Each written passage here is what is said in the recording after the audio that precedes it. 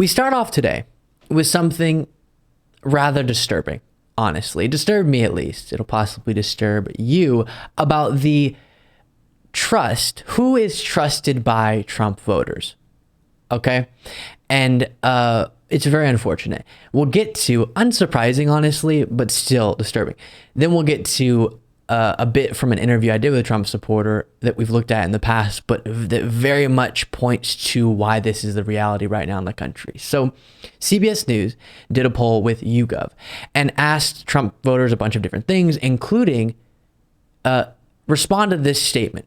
Feel what they tell you is true, and then a multiple choice option as to who they feel what they tell you is true. Who aligns with that statement, I guess I should say. And the options were Trump, friends and family, conservative media figures, and religious leaders. And when responding to the statement of feel what they tell you is true, meaning who is trustworthy here, Donald Trump, 71%.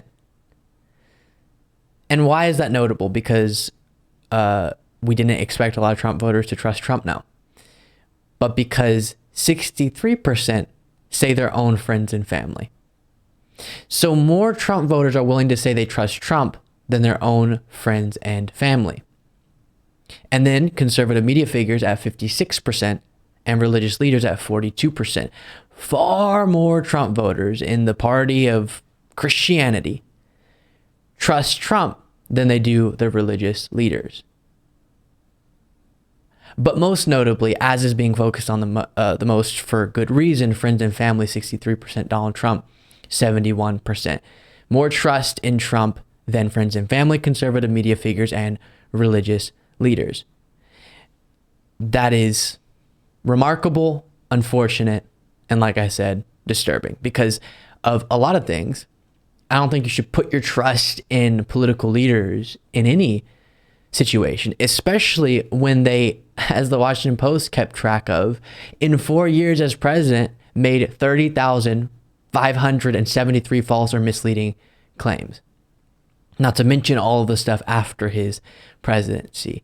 And of course, they don't believe these types of trackers to be accurate because Trump is the source of truth, not the truth being the source of the truth or facts and data and reliable information. Instead, it's just what comes out of Trump's mouth, even when what comes out of his mouth contradicts past him in many situations.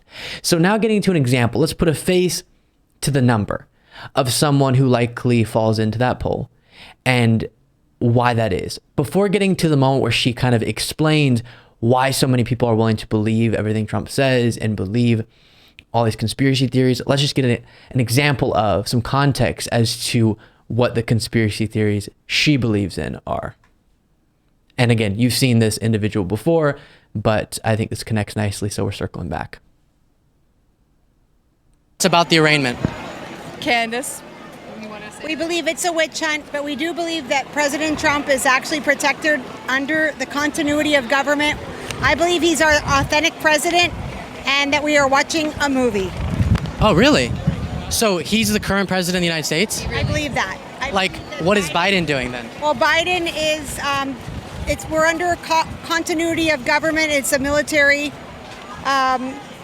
action. As I think I've said before when covering this, yes, we got the words, but what does that mean? And so they're showing the people in slow motion, the corruption and all the different elements, all the different agencies and the dual system. So they're saying, okay, if you want to steal the election, which they did, this is what you're going to get.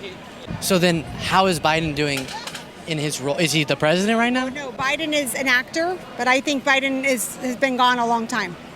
That's how I feel. Gone dead? Gone dead. So Biden is an actor, Trump's the real president, continuity of government, this, that, and the other thing. Well, when all of the evidence contradicts that conclusion, why is it that she'd still believe that? Or, as we're connecting this to, when all of the evidence contradicts claims that Trump makes, why is this still a belief? Why do people still trust him? And it's because of this. You can probably tell I don't believe what you do. So then my question often is, what would I have to present you to make you no longer believe in these beliefs, I guess? I I don't think anything. I just believe it with all my heart.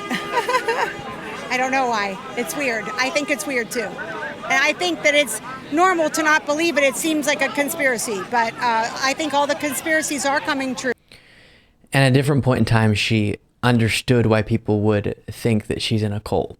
That didn't surprise her, and she said, I get it, but it's what I believe. And so the reason is there's not an openness to evidence, to new information, to contradictory information, to what is already being believed.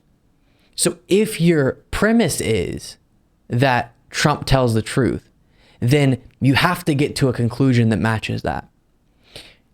If you're open to information that might contradict that initial belief that you have based on whatever reason, then that's when you can get shifted. And those are the Republicans that have changed their mind on Trump and his honesty and are willing to accept information that contradicts the conclusion that they previously held.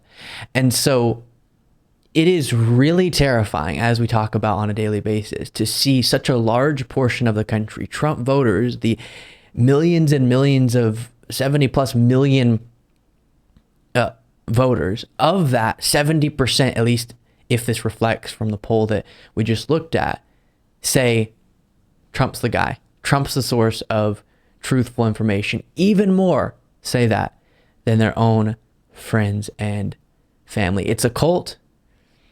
It's one of the largest cults we've seen, possibly the largest in the history of the world.